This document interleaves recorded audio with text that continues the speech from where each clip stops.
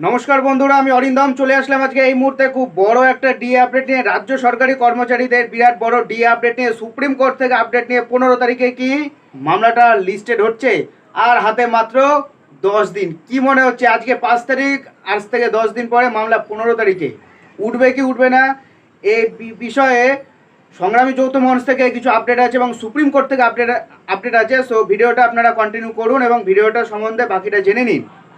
So চলুন ভিডিওটা শুরু করি।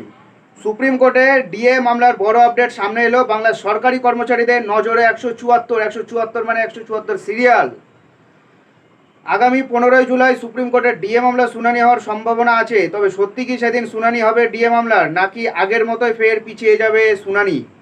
এই সংক্রান্ত অত্যন্ত একটা গুরুত্বপূর্ণ আপডেট মিলল সুপ্রিম কোর্ট থেকে।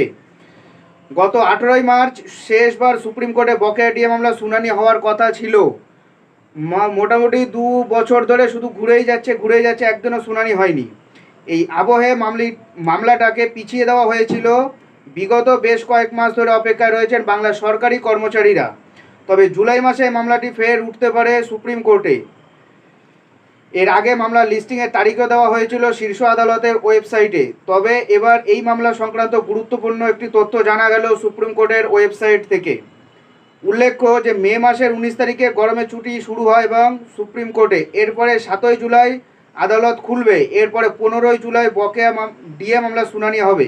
সেই তারিখে মামলাটি নথিভুক্ত করা আছে। মামলাটি শুনানি হওয়ার কথা বিচারপতি ঋষিকেশ রায়, বিচারপতি প্রশান্ত কুমার মিশ্রের বেঞ্চে। এই আবহে ডিএ মামলা নিয়ে নয়া আপডেট উঠে আসছে।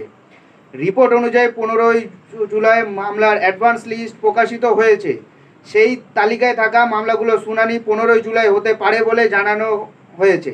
সেই তালিকাতে রয়েছে ডিএ মামলা। অবশ্য কজ লিস্টে কিন্তু এখনও ওঠেনি। কজ লিস্টে দুদিন বা 3 দিন আগে উঠবে, বাট অ্যাডভান্স লিস্টে কিন্তু নাম উঠে গেছে।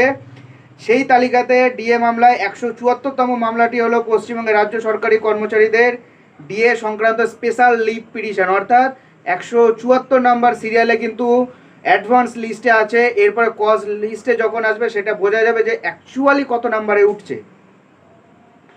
এই আবহে ঋষিকেশ রায় এবং বিচারপতি প্রশান্ত কুমার মিশ্রের বেঞ্চ কত নম্বর সিরিয়ালে মামলাটি নথিভুক্ত হয় তার উপর নির্ভর করছে এই মামলার শুনানির সম্ভাবনা। এরই মাঝে সংগ্রামী যৌথ মঞ্চের আহ্বায়ক ভাস্কর ঘোষ বলেন, সুপ্রিম কোর্টের ডিআরএন্স অ্যালাউন্স মামলার জন্য সংগ্রামী যৌথ মঞ্চের পক্ষ থেকে জোর কদমে আইনি প্রস্তুতি নেওয়া হচ্ছে।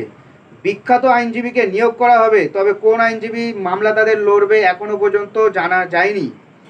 প্রসঙ্গত সুপ্রিম কোর্টের ডিএ সংক্রান্ত যে মামলা চলছে সেটা পঞ্চম বেতন কমিশন সংক্রান্ত।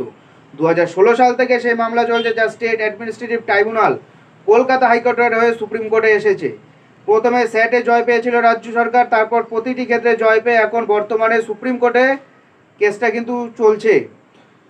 এখন দেখা যাক কেসটা আদৌ কি ওঠে না। প্রতি বছরের মতন কিন্তু ডিলে হয়ে যায়, প্রতিবারই কিন্তু তাই হয়। কজ লিস্টে কিন্তু আসছে, অ্যাডভান্স লিস্টে আসছে, কোর্ট লিস্টে আসছে, লিস্টেড হচ্ছে, সব কিছু পরে মামলাটা শুনানির জন্য সময় থাকছে না, কারণ শুনানিটা ফেলছে 60 নম্বর সিরিয়ালে।